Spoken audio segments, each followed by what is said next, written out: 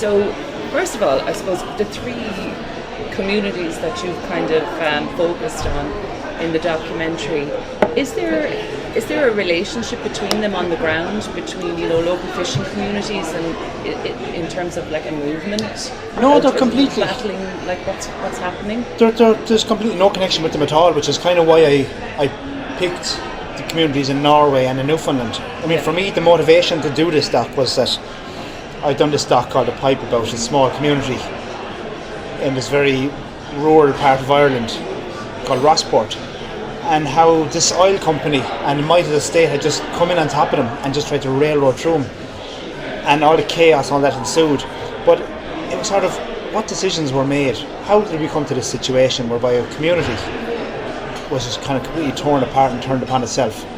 And those were issues I didn't explore in The Pipe. I didn't explore how our resources had been managed, or what decisions were made that have had these massive effects on small communities. Decisions made far, far away.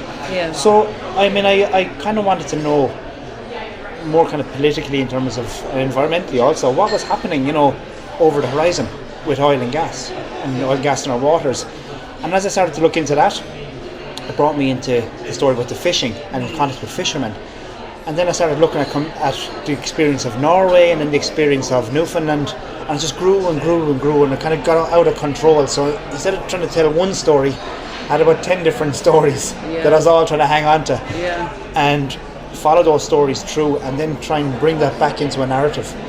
So, and I suppose what kind of evolved out of that was that the fishing communities in the different parts of the Atlantic weren't that different. They might have different accents or different ways of doing things, but they were very similar. The people were very similar. The fishermen were very similar. And fishermen are very kind of unique kind of people, but they're all very similar. What was different was how their livelihoods and how their resources and how their communities had been respected and treated by those who were supposed to stand up to them and speak for them. In Norway, very good. In Newfoundland, badly at the start, but then they learned from their mistakes. And in Ireland, just a repeat of the same mistakes over and over again.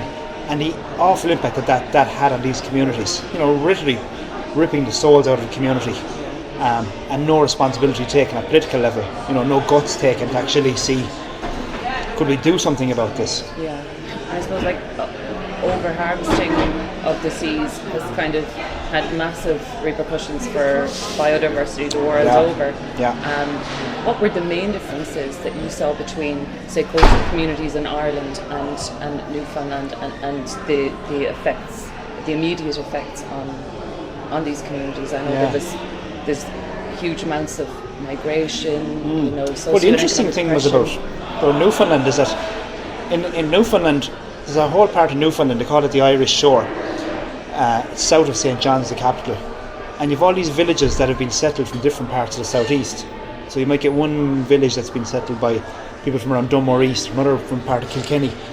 And because up to about 50 years ago, there was no roads between these places, they maintained their accents. Did you come to the bit with the Newfoundland fishermen and the funny kind of accents? Yeah. Very much like kind of a Waterford-Wexford accent. Yeah. And that was just mad. Like, these people with names like Kane and Flaherty and everything, and it was just like a little piece of the Southwest transported to North America. It was kind of surreal.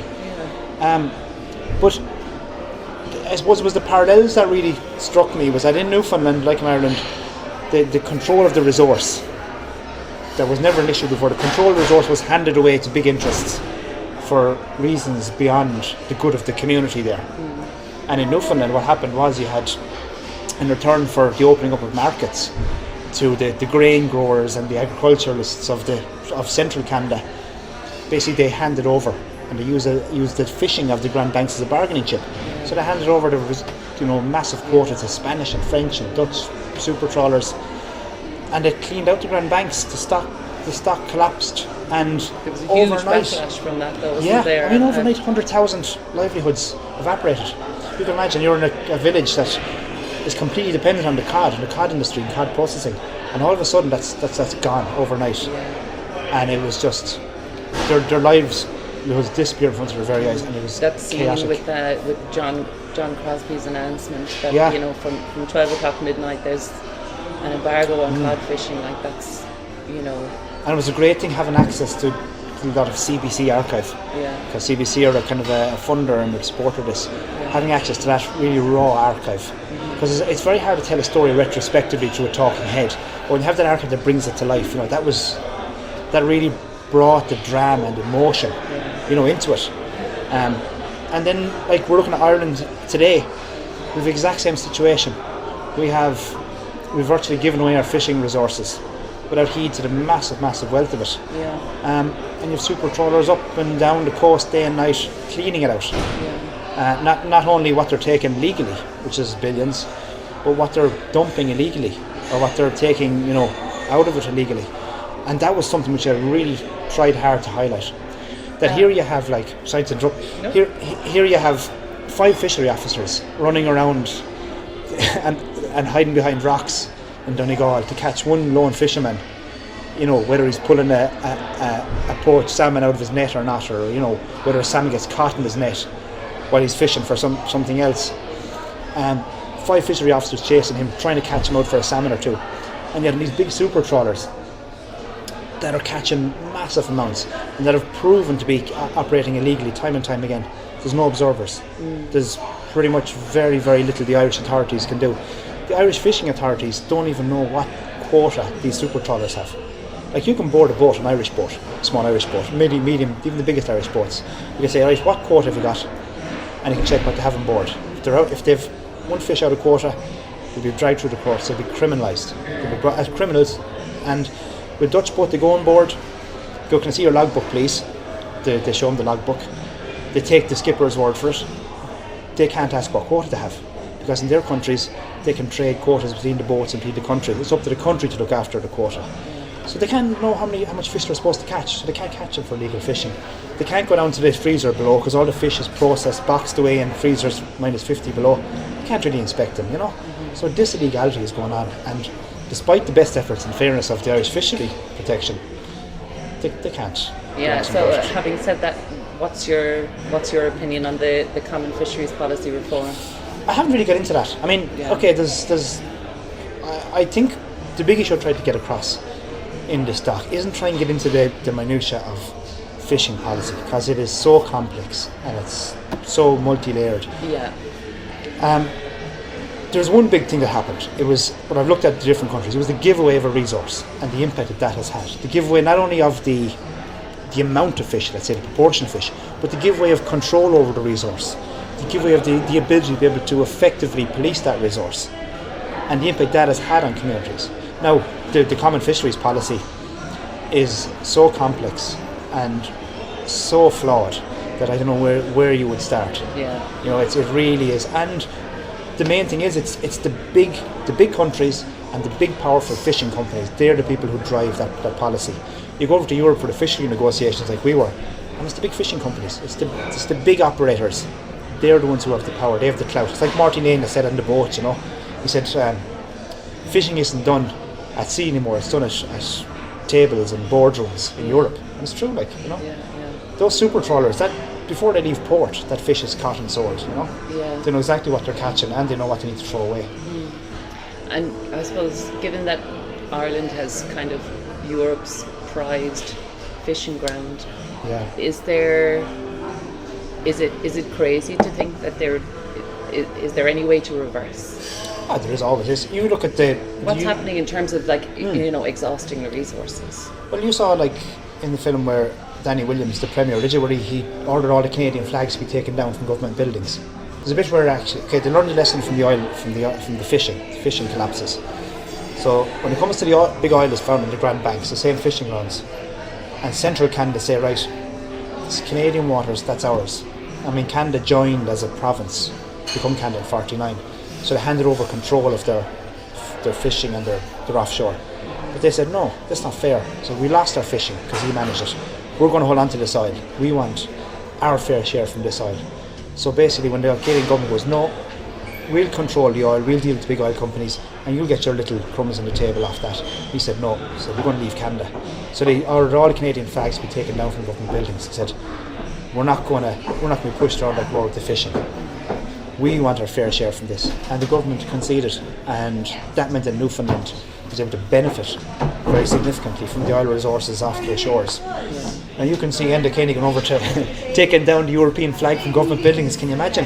There is not that political courage in Ireland to take on big interests, to take on Europe, to take on the big banks, to take on the big oil companies, the big fishing companies. There's not that courage. There's a lack of confidence in the politicians to take on big interests like that. And look, you saw it with the big bondholders. They got paid back in full, and that debt was transferred to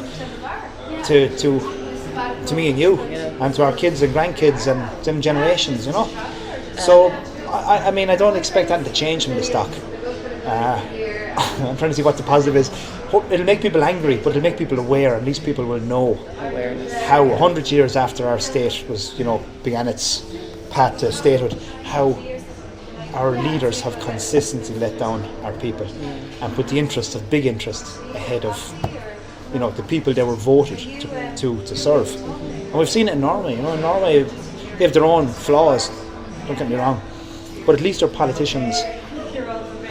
They made that decision to a point, have done right by, but also the Norwegian people make sure that, not often people are too willing to stand back and blame politicians. It was Bertie, or it was Enda, eyes of bollocks, But people don't get engaged. They don't get out and actually fight that their interests are protected. So it's they say you get the politicians you deserve. We're happy to allow these politicians to be voted in. Of course, no one voted for Bertie. Aliens came out from space and voted for him. Nobody will admit. But yet we allow these politicians to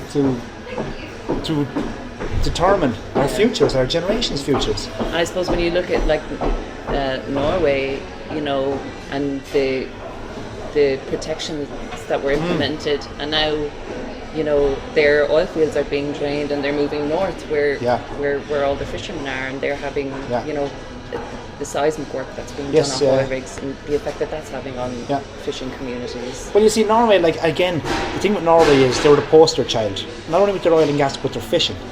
They were in negotiations when we were to join the EU, and their politicians signed up, albeit with a better deal for fishing, but their people rejected it. Their people said, our seas are not going to be Europe's seas. They said, this is where our wealth is. We have to protect our oceans. They voted against joining Europe. And well, they did for them, but so Norway has always been the poster child of resource management, and they've always been seen as a shining light when it comes to dealing with oil and gas. But now you see the oil in the south has been exhausted.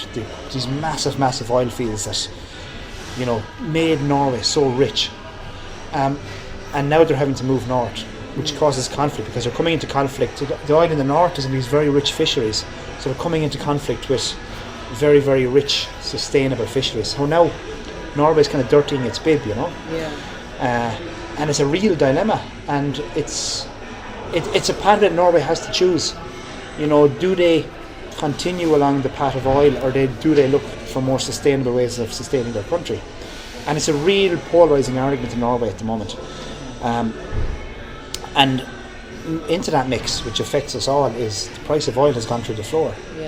And this boom and bust, and the price of oil will come up again, and exploration offshore will become, more lucrative. But this boom and bust cycle of lots of money and then laying off people, lack of investment, then the oil price goes up, loads of money.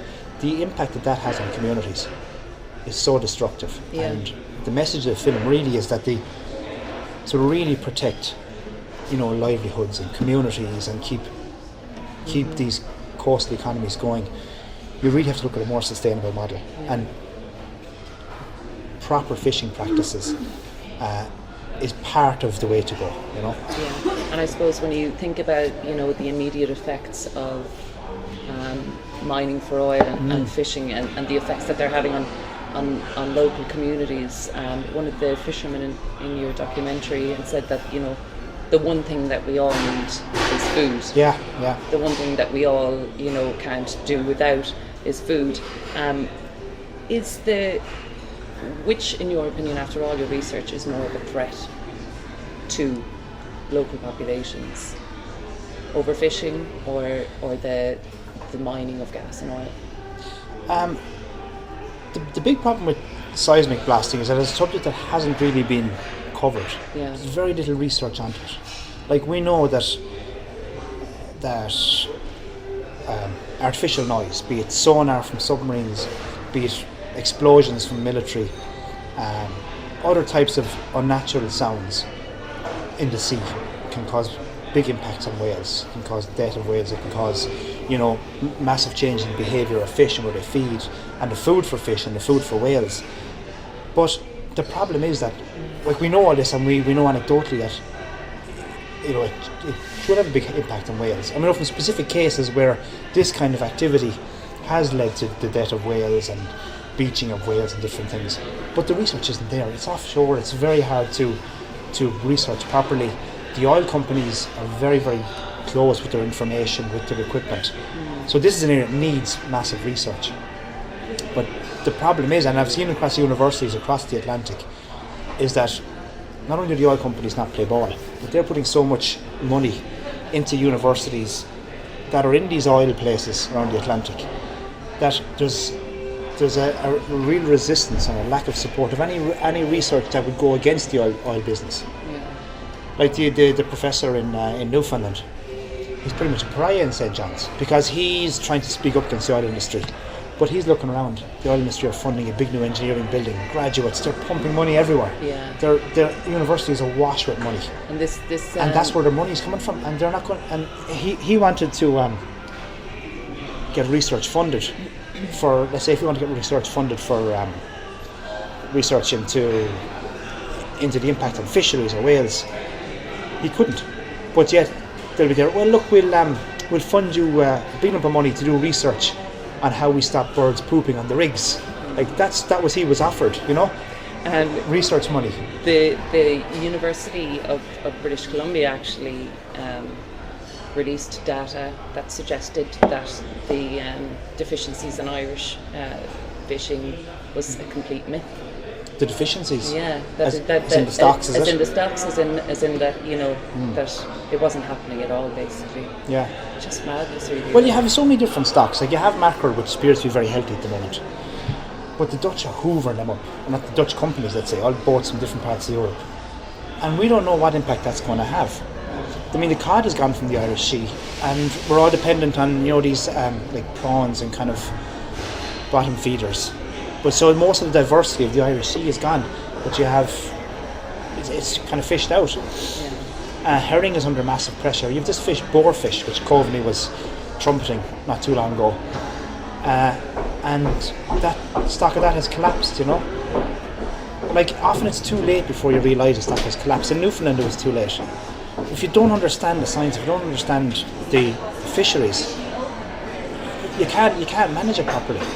So time and time again, not only in Ireland and Newfoundland, we've seen that poor management and trying to use science, use the science that suits you, will inevitably often leads to overstretching yourself with fishing and leading to a collapse of a stock, rather than sustainably fishing it. And it really is the thing that even Greenpeace and everyone are looking at. Like fishing is so important, but you've got to sustainably fish it. And you've got to take the precautionary principle. And if you hold back just a little, you'll benefit in the long term because the stocks will rebound. If you fish just a little bit less, or change around species, give place a chance to rebuild, and actually police fishing properly. And you got to police it from the very bottom to the very top. And if you have the massive wastage that's going on the bigger boats, there's only one way the stocks can go. That's a big issue. We should have learned our lessons by now. 84% of fish being thrown overboard by these international trawlers. That's been a huge problem. And there's a new report out lately is that the amount of overfishing around the world has been grossly underestimated. I mean, stocks around the world, and you can always pick out one or certain stocks or certain signs and justify fish being healthy with that.